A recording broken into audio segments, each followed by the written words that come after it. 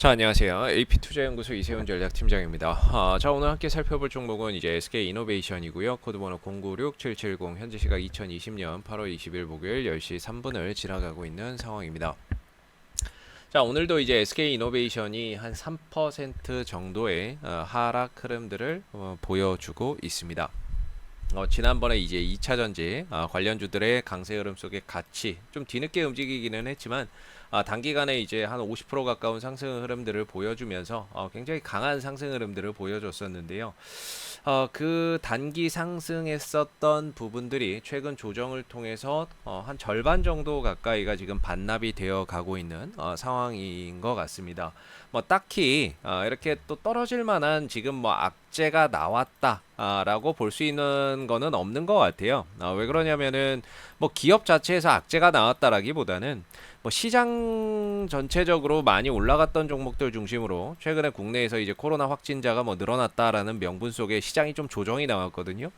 그런 가운데 그동안에 많이 올라갔던 종목이 이제 좀 차익 실현이 나오는 이런 상황들이 좀 되고 있는 것 같습니다. 그런 흐름 속에서 최근에 2차 전지 관련주들이 상당히 좀 막 강하게 올라갔었고, 또 SK이노베이션 같은 경우도 단기간에 많이 갔다 보니까 거기에 따른 뭐 차익 매물이 좀 나오고 있는 상황이다라고 보시면 될 것 같아요. 더군다나 이제 우리가 그동안에는 시장이 너무 좋다 보니까 배터리에 대한 성장성 부분에만 좀 더 초점을 맞췄었거든요. 앞으로 좋아질 거야, 앞으로 좋아지겠지라고 하는 이런 성장성적인 측면에 포인트를 맞췄는데, 사실 SK이노베이션 같은 경우는 이번에 2분기 실적이 나왔지만 이 배터리 부분에서는 여전히 적자 흐름들을 보여주고 있거든요.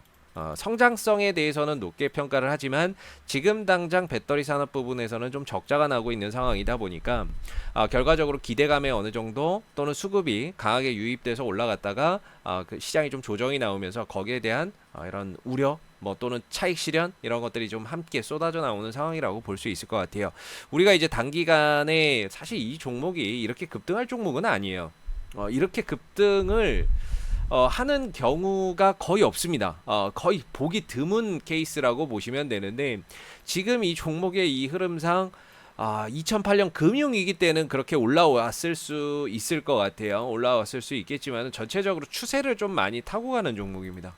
뭐 단기간의 급등보다는 이런 식으로 좀 추세를 타고 가는 종목인데, 최근에 이제 2차 전지에 대한 관심도가 높아지고 거기에 이제 시장의 유동성이나 이런 것들이 풍부해진 상황 속에서 어떻게 보면은 좀 쏠림 현상이 가속화됐던 거죠. 거기에 대해서 이제 좀 시장이 조정이 나오니까 차익 실현이 나오는 거고, 그리고 기본적으로 우리가 5일선이나 이런 부분들 단기 수급, 우리 단기적으로 수급이 몰리거나 또는 이슈, 특별한 호재, 뭐 단발성 이슈가 터지고 단기 수급이 강하게 유입이 되면 우리가 5일선을 보고 가요. 기본적으로 5일선을 보고 가고, 그 다음에 이제 어느 정도 이 스윙 이렇게 흐름을 타고 가는 종목들 있죠. 스윙으로 가는 종목들 같은 경우 또 누군가가 꾸준히 잡아가는 종목. 우리가 봤을 때 외인들 뭐 또는 기관들 특정 이런 메이저 세력들이 잡아간다라고 할 수 있을 만한 종목은 이제 우리가 21선이나 이런 부분들을 보고 들어가거든요. 21선이나 이런 것들. 그랬을 때 딱히 이제 SK이노베이션 같은 경우에는 누구 하나 또 꾸준히 잡아간다라는 느낌은 별로 없어요. 물론 최근에 이제 외국인들의 매수 빈도수가 좀 강해지긴 했는데, 또 누구 하나가 그냥 꾸준히 잡아간다라는 느낌은 좀 받기가 어렵습니다. 그래서 보통 우리가 21선을 수급선이라고 하거든요. 수급선. 그래서 특히나 외국인들, 대형주에서는 외국인들 또는 기관들이 잡아가는 종목들을 잘 보면, 꾸준히 잡아가는 종목들은 이 21선을 크게 훼손하지 않고 가요. 근데 지금 이 SK이노베이션 같은 경우에는 딱히 외국인들 기관들 어느 하나 쪽에서 계속 뭐 잡아간다라는 느낌은 없기 때문에 이 21선에 대한 신뢰도를 갖기가 상대적으로 떨어진다라고 봐요. 이 21선의 신뢰도를 갖기가 좀 어렵다. 그래서 이 종목은 지금 이 거래량, 대량의 거래량이 터졌던 이 부분들에 우리가 좀 초점을 맞춰야 되지 않나라고 보는 부분들인데, 단기간에 주가가 한 번, 두 번, 세 번에 걸쳐서 급등이 나오고 여기서 이제 거래량이 제일 많이 터졌죠. 단기 매매는 당연히 여기서 해결을 해야 되는 부분들이고, 단기 매매는 이 안에서 해결을 해야 되고, 이게 만약에 깨져버린다 그러면 다음에 거래량이 많이 터졌던 자리까지 내려올 수 있는 거죠. 주가가 요 정도에서 최대 여기까지 내려올 수 있는 부분들, 이런 부분들을 우리가 좀 생각을 해봐야 되는 부분이거든요.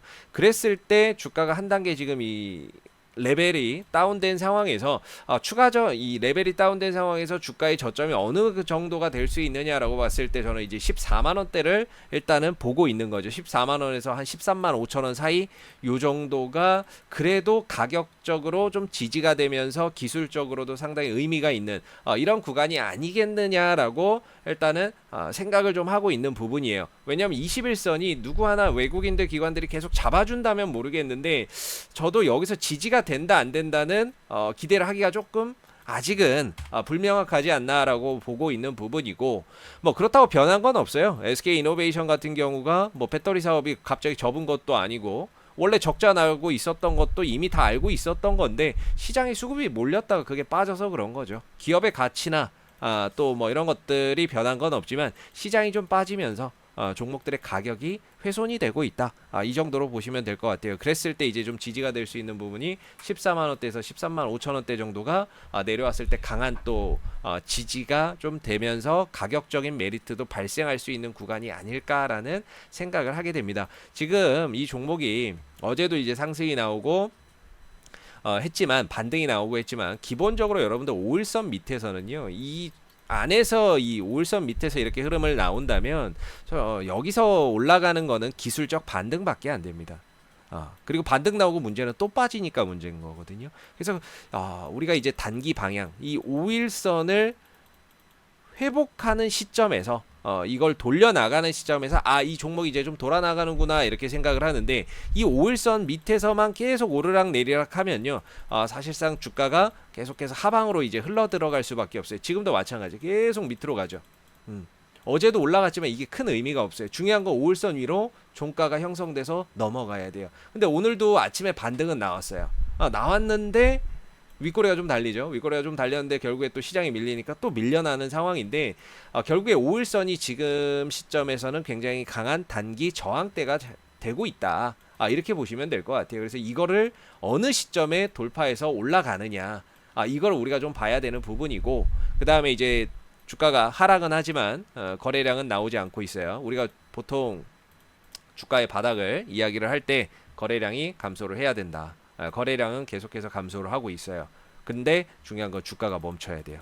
주가가 멈추면서 거래량이 감소를 한다면 여기가 어느 정도의 단기 하방 경직이 되는 자리가 되는 거죠. 그래서 지금은 여기서 멈출지 아니면 좀 더 내려와서 여기서 멈출지를 알 수가 없다.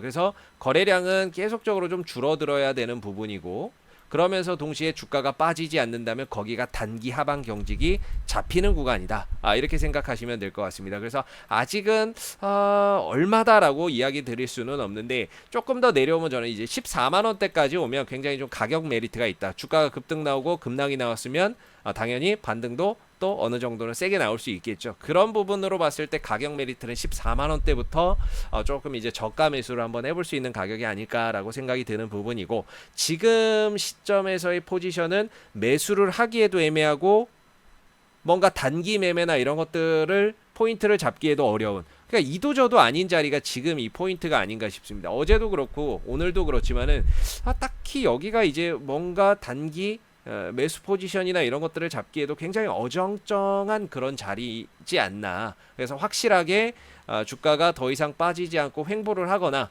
그러면서 동시에 거래량이 급감을 하는 모습들이 계속 나온다면 그나마 이제 단기 하방을 조심스럽게 이제 예상을 해볼 수 있는 거고, 그게 아니라고 한다면 뭐 14만 원대까지 내려올 수도 있는 거죠. 그래서 이제 14만 원대까지 내려오면 저가 매수세, 기술적 반등을 노리고 한번 저가 매수세로 들어가 볼 수 있는 가격대가 아닐까라고 생각이 듭니다. 자, 앞으로도 SK이노베이션은 이슈가 생길 때마다 지속적으로 또 영상을 올려드리고 있으니까는요, 좋아요와 구독 한번 눌러주시고 오늘 영상은 여기서 마무리하도록 하겠습니다. 감사합니다. 그리고 네이버에서 AP투자연구소를 검색하시게 되면 웹사이트 상단에 AP투자연구소 홈페이지 링크가 나옵니다. 클릭하시면 AP투자연구소 홈페이지로 접속하실 수가 있는데요.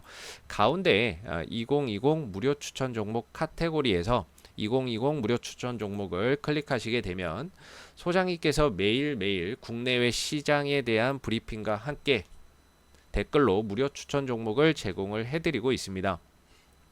추천 종목에 대해서는 매수가와 목표가, 손절가가 함께 제시가 되기 때문에요. 종목이 필요하신 분들은 홈페이지에 오셔서 많은 도움 받아가시면 좋겠습니다. 감사합니다.